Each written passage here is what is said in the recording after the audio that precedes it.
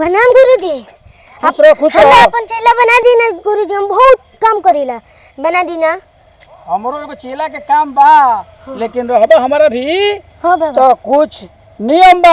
का नियम बा बाबा? का रूल बा?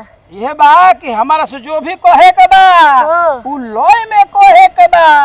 हमारा के गोड़ो लागे को होई नु तो हमारा के कहे पड़ी कि गोड़ लाग तानी बाबा। तने बताओ तो चला। गोड़ लागतानी बाबा।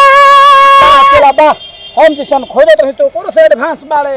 सुनो धन्यवाद बाबा। हां तो सुनो, हम जाता नहीं नहाए नदी में, अब मोठिया में जाके जो हम मड़ाइबिया नु वही में तू खाना बना के रखो। ठीक बाबा। आज से तहार ट्रेनिंग चालू बा, हम चले नहा के आवत रे।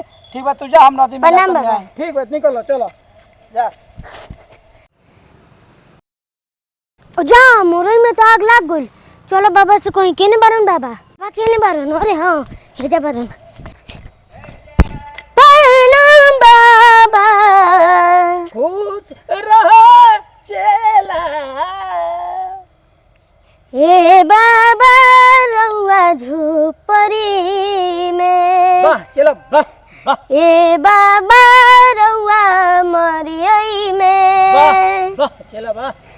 ए बाबा रउआ कुटिया में, कुटिया में, कुटिया में। अरे चलो वाह। ए बाबा रउआ कुटिया में आग लागल बा। तो तोरा कोहे करू चाही, कितना देर को दले आग लगा के सब जोर गुली आग लगा के चलावा कोहे के तू कहले रह सुर में अरे चल दिखा जा आग लगा के सब राख करवा दी। चलवा तोरा लय में कह दूर रहे जो मोड़ई में आग लगा रहे तो लय में धर करत गाना गावत बता मोड़ई में आग लगा तो सब तो जोर गुली राख तो हो गेल है। रउए नु कहले रही हम का करी, हम का करी।